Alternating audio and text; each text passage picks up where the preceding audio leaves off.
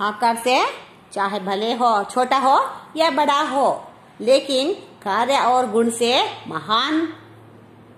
ऐसे अन्य ಪ್ರೇರಣಾರ್ಥಕ ಕಹಾನಿಯಾ ಪಡೋ. ಆಕಾರದಲ್ಲಿ ಚಿಕ್ಕವರಿರ್ಬೋದು ಅಥವಾ ದೊಡ್ಡವರಿರ್ಬೋದು, ಅವರು ಮಾಡುವಂತಹ ಸಾಹಸ, ಒಳ್ಳೆ ಗುಣಗಳನ್ನು, ಸಾಹಸಮಯವಾದ ಕಥೆಯನ್ನು ನೀವು ಪ್ರೇರಣೆ ಪಡ್ಕೊಳ್ಳಿ. ಅವರಂಗೆ ನೀವು ಸಹ ಆಗಕ್ಕೆ ಪ್ರಯತ್ನ ಪಡಿ ಅಲ್ವಾ. ನೀವು ಸಹ ಆಗಕ್ಕೆ ಪ್ರಯತ್ನ ಪಡಿ. ನೀವು ಅವರಂಗೆ ಕಲಿಯಿರಿ, ಅವರಿಗೆ ಫಾಲೋವರ್ ಆಗಿ. ನಾವು ಕೆಟ್ಟದನ್ನೇ ನೋಡ್ತೀವಿ, ಕೆಟ್ಟದನ್ನೇ ಫಾಲೋ ಮಾಡ್ತೀವಿ. No, it's a bad manners. ಹಾಗೆಲ್ಲ ಮಾಡಬಾರ್ದು. ಒಳ್ಳೆದನ್ನೇ ನೋಡಬೇಕು, ನಾವು ಒಳ್ಳೆದನ್ನೇ ಫಾಲೋ ಮಾಡಬೇಕು, ಅವ್ರ ಫಾಲೋವರ್ಸ್ ಆಗಬೇಕು. ನಾವು ನಮ್ಮ ಜೀವನದಲ್ಲಿ ಅವರು ಒಳ್ಳೆತನವನ್ನು ಅಳವಡಿಸ್ಕೋಬೇಕು ಅಲ್ವಾ. ಆವಾಗಲೇ ನಾವು ಒಳ್ಳೆಯ ಮನುಷ್ಯರಾಗಿ ಬಾಳಲು ಸಾಧ್ಯವಾಗುತ್ತದೆ. ನಮಗೂ ಹೊಗಳ್ತಾರೆ ಜನ, ಒಳ್ಳೆಯರಪ್ಪ, ಅವಳು ಅಂದರೆ ಭಾರಿ ಒಳ್ಳೆಯವಳು, ತುಂಬ ಒಳ್ಳೆ, ಅವನಾ ಭಾರಿ ಒಳ್ಳೆಯವನು ಅನ್ಬೇಕು. ಅವಳ ಯಾಕೆ ಯಾವ ಹೆಣ್ಣು ಸಿಗ್ಲಿಲ್ವಾ ಅಂತ ಹೇಳ್ಬಾರ್ದು. ಅಷ್ಟೇ ಸಾಕು. ಅವಳು ಸರಿ ಇಲ್ಲ ಅಷ್ಟೇ ಸಾಕು, ಮತ್ತೆ ಬಿಡಿಸಿ ಹೇಳೋದೇ ಬೇಕಾಗಿಲ್ಲ. ಅವನು ಸರಿ ಇಲ್ಲ ಅಷ್ಟೇ ಸಾಕು ಅಲ್ವಾ. ಅದಕ್ಕೆ ನಾವು ಯಾವಾಗಲೂ ಪ್ರಪಂಚದಲ್ಲಿ ಇರೋ ತನಕ 4 ಜನರಿಗೆ ಹೆಲ್ಪ್ ಮಾಡಬೇಕು, ಒಳ್ಳೆ ನಡತೆಯನ್ನು ಇಟ್ಕೋಬೇಕು, ಒಳ್ಳೆ ಗುಣವನ್ನು ಇಟ್ಕೋಬೇಕು, ಬೆಳೆಸ್ಕೋಬೇಕು ಅಲ್ವಾ. ಒಳ್ಳೆ ಹವ್ಯಾಸವನ್ನು ಬೆಳೆಸ್ಕೋಬೇಕು. ಬುಕ್ಸ್ ಓದಿ, ಒಳ್ಳೊಳ್ಳೆ ಮಹಾನ್ ವ್ಯಕ್ತಿಗಳ ಬುಕ್ಸ್ ಓದಿ ಬಿಡು ಟೈಮಲ್ಲಿ. अब हम यहाँ जिसकी मेहनत उसकी जीत ಅನ್ನೋ ಪಾಠದ ಪ್ರಶ್ನೆ ಉತ್ತರಗಳನ್ನ ಎಲ್ಲನೂ ನೋಡ್ಸೋಣ ಆಯ್ತು. ಈಗ ನೆಕ್ಸ್ಟ್ हमारे ರಾಷ್ಟ್ರೀಯ ಪ್ರತೀಕ್ ಬಗ್ಗೆ ನೋಡುವ. हमारे ರಾಷ್ಟ್ರೀಯ ಪ್ರತೀಕ್ इधर ಬಗ್ಗೆ ನೋಡ್ಕೊಳ್ಳಿ. हाँ, अच्छा छात्रों, अब हम हमारे राष्ट्रीय प्रतीक, अब इसके बारे में कुछ प्रश्न उत्तर लिख लो. 1 मार्क क्वेश्चन. ನಾನು ಕ್ವಶನ್ ಬರ್ದಿಲ್ಲ, ಬರೀ ಉತ್ತರ ಬರ್ದಿದ್ದೀನಿ. ನೀವು ಮಾತ್ರ ಪೇಜ್ ನಂಬರ್ 36 यानी 36 पेज नंबर, पुष्ट नंबर 36, पुष्ट 36 खोलो. यहाँ पर देखो हमारे राष्ट्रीय प्रतीक का हेडलाइन ಬರ್ಕೊಳ್ಳಿ. ಇದು नेम ऑफ द लेसन. इन प्रश्नों के उत्तर लिखो. फर्स्ट वन क्वेश्चन ना ಬರ್ದಿಲ್ಲ, ನೀವು ಬರ್ಕೋಬೇಕು. हमारा राष्ट्रीय ध्वज किसका प्रतीक है? हमारा राष्ट्रीय ध्वज देश की आन और शान का प्रतीक है. ನಮ್ಮ ರಾಷ್ಟ್ರದ ತಿರಂಗ यानी ಧ್ವಜ ಯಾವುದರ ಸಂಕೇತವಾಗಿದೆ? ಯಾವುದರ ಸಂಕೇತ? ಆನ್ और ಶಾನ್, ಕೀರ್ತಿಯ ಮತ್ತು ನಮ್ಮ ದೇಶದ ಹಿರಿಮೆಯ ಪ್ರತೀಕವಾಗಿದೆ. ನಮ್ಮ ದೇಶದ ಹಿರಿಮೆ ಮತ್ತು ಕೀರ್ತಿಯ ಪ್ರತೀಕವಾಗಿದೆ ನಮ್ಮ ತಿರಂಗ ಅಲ್ವಾ. यस. सेकंड वन, हमारे राष्ट्रीय चिन्ह में, हमारे राष्ट्रीय चिन्ह में क्या लिखा हुआ है? ನಮ್ಮ ರಾಷ್ಟ್ರೀಯ ಚಿಹ್ನೆ ಯಾವುದು? 4 ಸಿಂಹದ ಮುಖವುಳ್ಳ, 4 सिंह के मुख वाला हमारा राष्ट्रीय चिन्ह में क्या लिखा है? हिंदी में एक क्वेश्चन है ना, वो क्या है? हमारे राष्ट्रीय ध्वज में, हमारे राष्ट्रीय चिन्ह में सत्यमेवो जयते लिखा है अल्वा. सत्यमेवो जयते, सत्य ಇಲ್ಲಿರುತ್ತೋ ಅವರಿಗೆ ನ್ಯಾಯ ಉಂಟು ಅಥವಾ ಗೆಲುವುಂಟು ಅಲ್ವಾ. ಸತ್ಯಮೇವೋ ಜಯತೆ ಅಂತ ಹೇಳಿ ಬರ್ತಿದೆ ಅದರಲ್ಲಿ. ಥರ್ಡ್ ಒನ್, ರಾಷ್ಟ್ರಗಾನ್ ಕಿಸ್ನೆ ಲಿಖಾ ಹೈ? ರಾಷ್ಟ್ರಗೀತೆ ಯಾರು ಬರ್ದರು? ರಾಷ್ಟ್ರಗಾನ್ रविंद्रनाथ टैगोर ने राष्ट्रगान लिखे हैं अल्वा. राष्ट्रगान रविंद्रनाथ टैगोर ने लिखे हैं. रविंद्रनाथ टैगोर जी ने लिखे हैं अल्वा. रविंद्रनाथ टैगोर जी ने, रविंद्रनाथ टैगोर जी ने लिखे हैं. फोर्थ वन, राष्ट्रगान ಅದರಲ್ಲಿ ನಾನು ಬರ್ತಿರೋದು. राष्ट्रगान गाने के लिए कितना समय होता है? क्वेश्चन ಬರ್ಕೊಳ್ಳಿ. ಇದು क्वेश्चन, ಇದು आंसर. राष्ट्रगान गाने के लिए कितना समय होता है? 52 सेकेंड में राष्ट्रगान गाना चाहिए. ಎಷ್ಟು? 52 ಸೆಕೆಂಡ್ಗಳಲ್ಲಿ ರಾಷ್ಟ್ರಗೀತೆ ಹಾಡಬೇಕು. ರೂಲ್ಸ್ ಇದೆ ಅದು, ಓಕೆನಾ? ಎಸ್. ಪಾಂಚವಾ, मोर कब नाचता है? मोर कब नाचता है ಅಥವಾ ಯಾವುದು? ನವಿಲು ಯಾವಾಗ ನಾಟ್ಯವಾಡುತ್ತೆ, ಯಾವಾಗ ಕುಣಿಯುತ್ತೆ? ಅದು ಸಂತೋಷಭರಿತವಾಗಿ ತುಂಬಾ ಖುಷಿಯಿಂದ ಯಾವಾಗ ಕುಣಿಯುತ್ತೆ? ಯಾವಾಗ? ವರ್ಷ ಋತು ಮೇ ನಾಚ್ತಾ ಹೈ. ವರ್ಷ ಋತು ಅಂದ್ರೆ ಮಳೆಗಾಲದಲ್ಲಿ ಮೋಡ ಕವಿತು ಅಂತ ಹೇಳಿದ್ರೆ ಖುಷಿಯೋ ಖುಷಿ ನವಿಲಿಗೆ ನಾಟ್ಯವಾಡ್ಲಿಕ್ಕೆ, ಕುಣಿಲಿಕ್ಕೆ ಖುಷಿಯಾಗಿ ಮೋರ್ ವರ್ಷ ಋತು ಮೇ ನಾಚ್ತಾ ಹೈ, ತುಂಬಾನೇ ಸಂತೋಷದಿಂದ ಕುಡಿಯುತ್ತೆ ಅಲ್ವಾ? 6th one, ಕಮಲದ ಹೂವು ಕಹಾ ಖಿಲ್ತಾ ಹೈ. ಕಮಲದ ಹೂವು ಎಲ್ಲಿ ಅರಳ್ತವೆ? कमल तालाबों में और झीलों के कीचड़ में खिलता है. कमल तालाबों में ಕೆರೆಗಳಲ್ಲಿ ಮತ್ತು झीलों में, झीलों ಅಂದ್ರೆ ಗಿಡಗಳ ಪೊದರೆಗಳಿರ್ತವಲ್ಲ, ಅದರಲ್ಲಿ ಗಿಡಗಳ ಪೊದರುಗಳಲ್ಲಿ ಕೆಸರಿರುತ್ತಲ್ಲ, ಆ ಕೆಸರಲ್ಲಿ ಅರಳಿರುವಂತಹ ಹೂವೇ ಕಮಲದ ಹೂವು. ಕೆರೆಗಳಲ್ಲಿ ಮತ್ತು ಆ ಗಿಡಗಳ ಪೊದರಲ್ಲಿರುವ ಕೆಸರಲ್ಲಿ ಕಮಲದ ಹೂ ಅರಳುತ್ತೆ ಅಲ್ವಾ? 7th one, हमारे तिरंगे के 3 रंग होते हैं. हमारे तिरंगा के ಅದರಲ್ಲಿಲ್ಲ, 2 mark ಕ್ವಶನ್ ಅದು 2 mark ಕ್ವಶನ್ ಅದರಲ್ಲಿಲ್ಲ. 2-3 वाक्य में लिखो, ನಾನೇ ಬರ್ದಿರೋದು ಫಸ್ಟ್ ಒನ್. देखो हमारा क्वेश्चन ಬರ್ಕೊಳ್ಳಿ. हमारा तिरंग कितने रंगों वाला है और कौन कौन से, उसके बारे में लिखो अल्वा? हमारे तिरंग में 3 रंग होते हैं. तिरंग ಅಂದ್ರೆ 3, तिरंग 3 कलर्स ಅಂತ ಹೇಳಿ. तिरंग ಅಂದ್ರೆ 3 रंग का ध्वज. फर्स्ट वन केसरिया, सेकेंड वन सफेद और हरा रंग मिलकर, ये 3 रंगों मिलकर है अल्वा? केसरिया रंग त्याग और वीरता का प्रतीक है. केसरिया रंग क्या बोलता है? त्याग और वीरता का प्रतीक है. सेकेंड वन सफेद रंग शांति और पवित्रता की निशानी है. सेकेंड सफेद रंग अल्वा? शांति और पवित्रता की निशानी है. थर्ड वन हरा, ये रंग समृद्धि और खुशहाली का प्रतीक है. समृद्धि और खुशहाली, ಪ್ರಗತಿ ಹೊಂದುತ್ತಿರುವ ಮತ್ತು ಸಮೃದ್ಧಿ, ನೆಮ್ಮದಿಯಿಂದ ಮತ್ತು ಖುಷಾಲಿ ಸಂತೋಷದಿಂದ ಇದ್ದೇವೆ.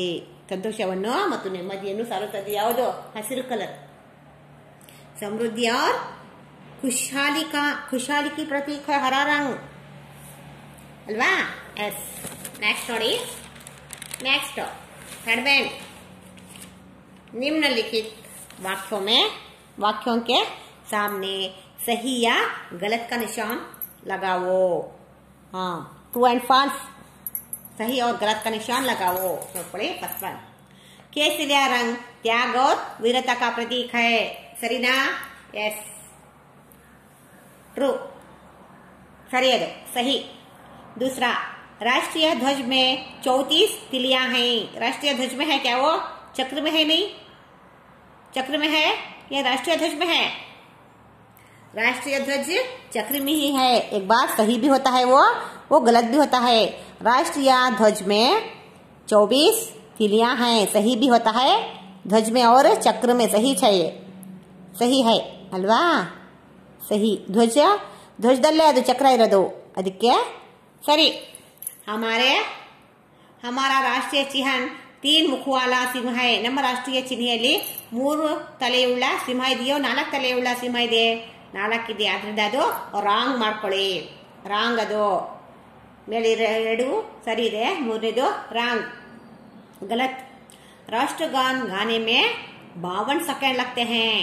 सही, राष्ट्रगान गाने में 52 सेकंड ही लगते हैं अल्वा? यस.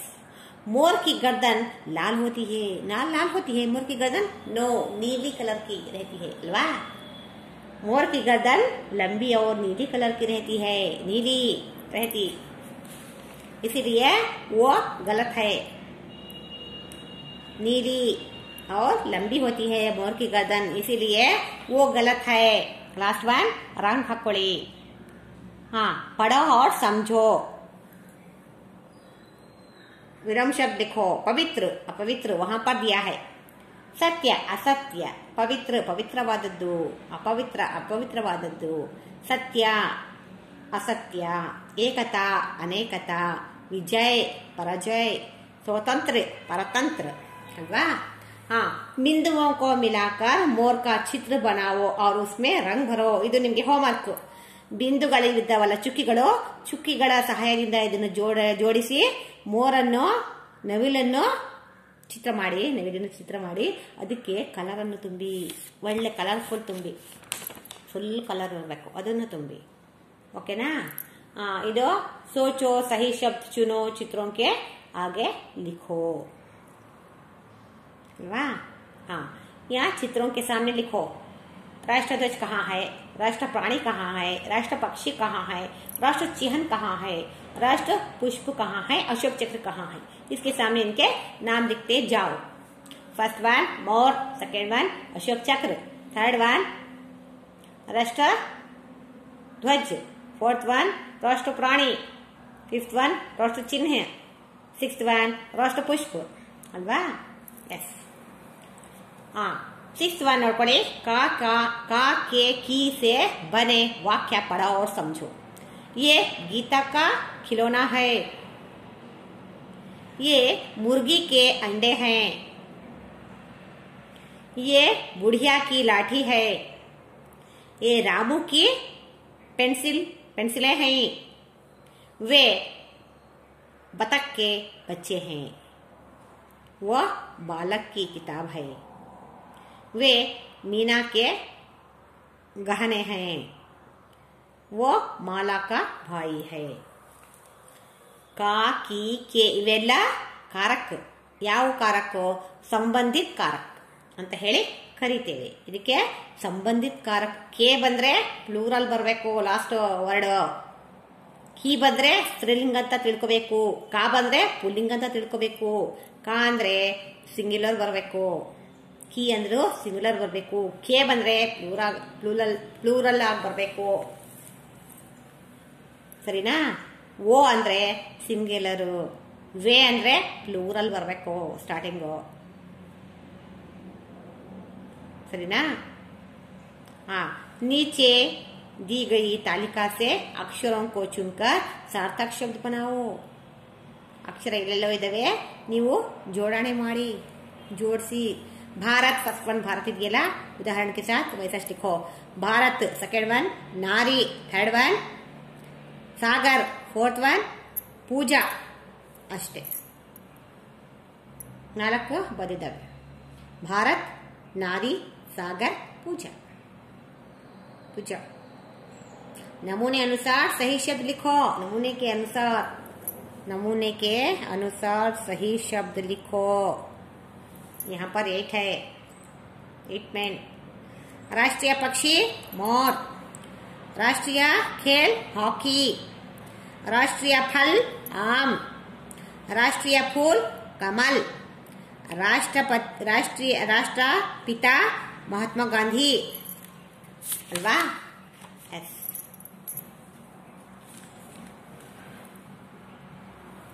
सरीना? हाँ, ಇಲ್ಲಿ ನೋಡಿ, शब्दों का खेल.